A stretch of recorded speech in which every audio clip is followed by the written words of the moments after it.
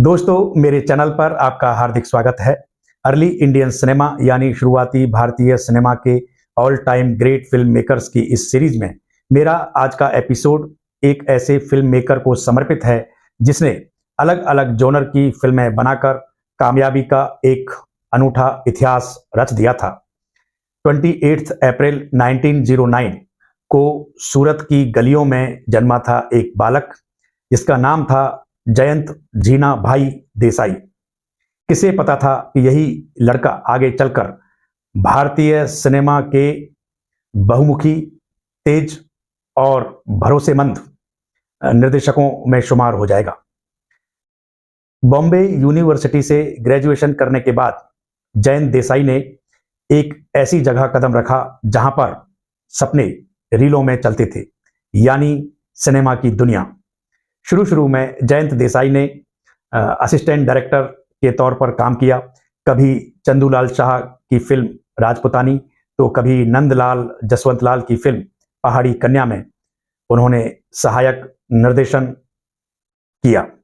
दोस्तों, 1930 में जयंत देसाई ने इंडिपेंडेंट डायरेक्टर के तौर पर अपने फिल्मी कैरियर की शुरुआत की।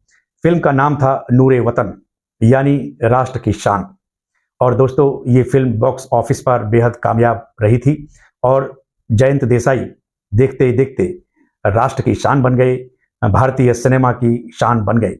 1932 में जयंत देसाई ने 3 फिल्में बनाई, 2 बदमाश, 4 चक्रम और भूतिया महल। भूतिया महल में घोरी और दीक्षित जैसे बेहतरीन कॉमेडियन थे जिन्हें उस दौर में लॉरेल एंड हार्डी के नाम से जाना जाता था।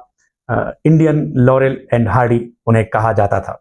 दोस्तों, इन तीनों फिल्मों में रोमांस, एक्शन और कॉमेडी का तड़का था। दोस्तों, फिर 1937 में जयंत देसाई ने एक फिल्म बनाई तूफानी टोली। ये भी एक कॉमेडी फिल्म थी और जिसे दर्शकों ने बहुत पसंद किया था। फिर 1938 में जयंत देसाई ने Hollywood film damsel in distress से इंस्पायर्ड बिल्ली नाम की फिल्म बनाई। ये अपने आप में एक अलग तरह की फिल्म थी और इसे भी दर्शकों ने पसंद किया था। फिर 1942 में जयंत देसाई ने मनोरमा फिल्म बनाई। ये भी एक सोशल इशू पर आधारित फिल्म थी। इसमें रोमांस भी था, एंटरटेनमेंट भी था, लोगों ने इसे बहुत पसंद किया था। दोस्तों, फिर आया 1943 का वो हिस्टोरिकल ईयर, वो ऐतिहासिक साल, जब जयंत देसाई ने तानसेन नाम की फिल्म बनाई। दोस्तों, तानसेन जो थे वो मुगल सम्राट अकबर के दरबार में एक शास्त्रीय गायक थे, संगीतज्ञ थे और उनके 9 रत्नों में शुमार थे। तो इस फिल्म ने अपार सफलता हासिल की थी और उस साल की सबसे ज़्यादा कमाई करने वाली ये फिल्म बनी थी। दोस्तों, 1944 में जयंत देसाई फिर रंजीत स्टूडियो से अलग हो गए, क्योंकि अब से पहले उन्होंने जितनी भी फिल्में बनाई थी रंजीत स्टूडियो के साथ ही बनाई थी और अब उन्होंने अपना बैनर जयंत देसाई प्रोडक्शंस शुरू कर दिया था और इस बैनर के तले भी जयंत देसाई ने काफ़ी फिल्में बनाई, जिनमें तदबीर फिल्म थी जिसमें कुंदन लाल सहगल थे और ये भी एक बेहतरीन फिल्म थी। फिर सम्राट चंद्रगुप्त फिल्म बनाई। ये एक हिस्टोरिकल मूवी थी, ऐतिहासिक फिल्म थी, सम्राट चंद्रगुप्त के जीवन पर यह आधारित फिल्म थी। फिर 1950 में जयंत देसाई ने हर हर महादेव नाम की फिल्म बनाई, जिसमें त्रिलोक कपूर और निरूपा रॉय नजर आए थे और ये एक माइथोलॉजिकल फिल्म थी और दर्शकों ने इस फिल्म में बहुत दिलचस्पी दिखाई, श्रद्धा भाव के साथ इस फिल्म को देखने जाया करते थे।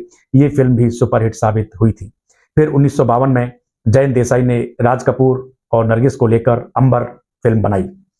दोस्तों, अंबर फिल्म से जुड़ा एक दिलचस्प किस्सा ये भी है कि जो फिल्म अभिनेत्री तनुजा हैं, उन्होंने इस फिल्म में पहली बार नरगिस के बचपन का रोल निभाया था और फिर 1953 में जयंत देसाई ने बांसुरी फिल्म बनाई राज कपूर के साथ और इसी फिल्म के दौरान राज कपूर साहब और मुकेश जी जो प्लेबैक सिंगर थे एक दूसरे के करीब आए और फिर बाद में रेस्ट ऑफ द हिस्ट्री है। मुकेश जी राज कपूर जी की आवाज़ बने।